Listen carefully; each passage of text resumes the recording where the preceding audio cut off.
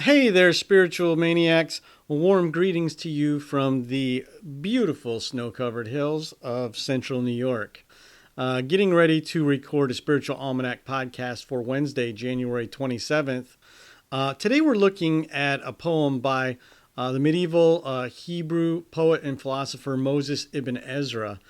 Interesting guy because he had influence in both the Jewish and Arabic literary worlds, which is, obviously not a very common thing. The poem that we're looking at today, it speaks about the relationship between God and humankind, especially, at moments of transition in life. I think it's a prayer, but it's more than a prayer too. And so I think you're going to get something out of that. Looking forward to sharing that with you. Also, going to be covering some other little spiritual nuggets. Today is the anniversary of the liberation of the Auschwitz concentration camp. Always worth remembering. So, we're going to talk about that a little bit. Also, going to talk about the journalist Nellie Bly in the early 20th century. A really amazing woman, and in a lot of ways, she kind of introduced this concept of investigative journalism to us. A great story about her. And then we're also going to talk about today's the anniversary of the death of Thomas Crapper. You may have heard of him, but what you've heard about him is probably not accurate. So I think you're going to want to stick around for that because I can 100% guarantee you that your life has been influenced by this guy. So good stuff there. Anyway, let me get set up and let's get started with the podcast, okay?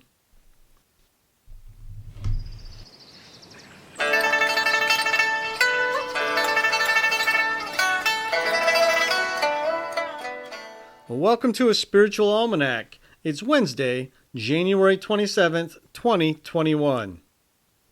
Born around 1060, Moses ibn Ezra was a poet and philosopher educated in both Jewish and Arabic literature and theology. After Granada was invaded by Berber Muslims, he fled to Christian Spain where he lived the rest of his life. He's remembered as one of Spain's most highly regarded and prolific Hebrew poets, and much of his work centers on the relationship between God and humankind. For today's inspiration, we're taking a look at his poem titled At the Hour of Closing. Lord of wondrous workings, grant us understanding, now at the hour of closing. A chosen few are called, their eyes toward you lifting. They stand exalted in their trembling now, at the hour of closing. They pour forth their souls. Erase then their straying and grant them, Lord, your absolution, now at the hour of closing. Be a shelter for them. Through all their suffering, consign them only to rejoicing now at the hour of closing.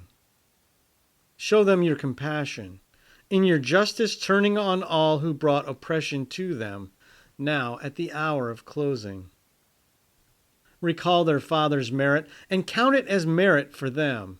Renew their days as once they were now, at the hour of closing. Call for the year of grace.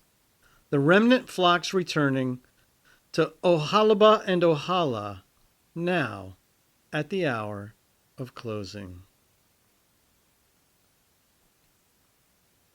More spiritual nuggets for today.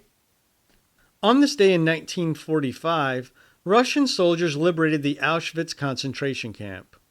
When they entered the camp, the soldiers were shocked by the condition of the remaining 5,000 or so prisoners.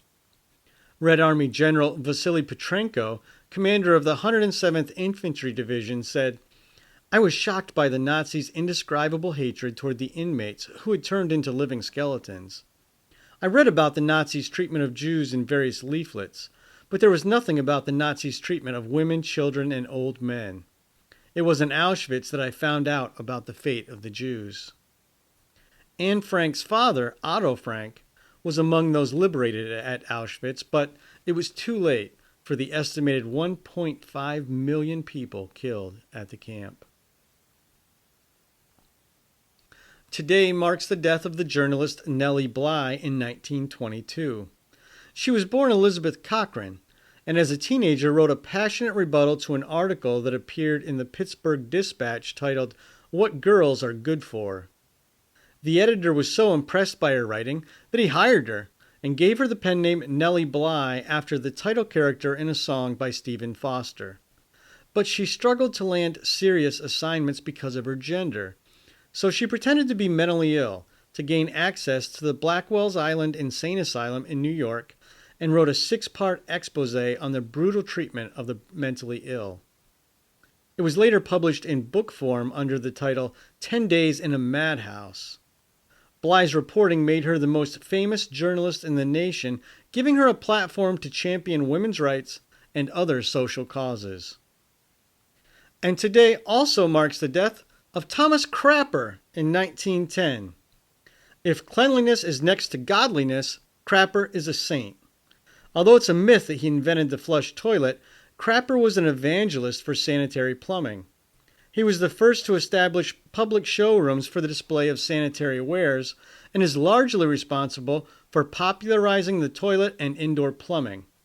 His company was sold in 1950, but some of Crapper's toilets reportedly still exist around London if you know where to look.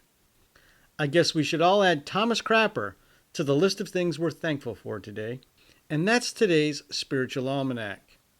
For additional reading, see The Dream of the Poem, Hebrew Poetry from Muslim and Christian Spain by Peter Cole.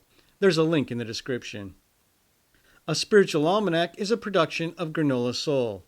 You can find a text version of today's episode, Moses ibn Ezra's At the Hour of Closing, and other resources at our website, granolasoul.com. As always, thanks for listening. Be kind, take care of each other, and I'll see you tomorrow.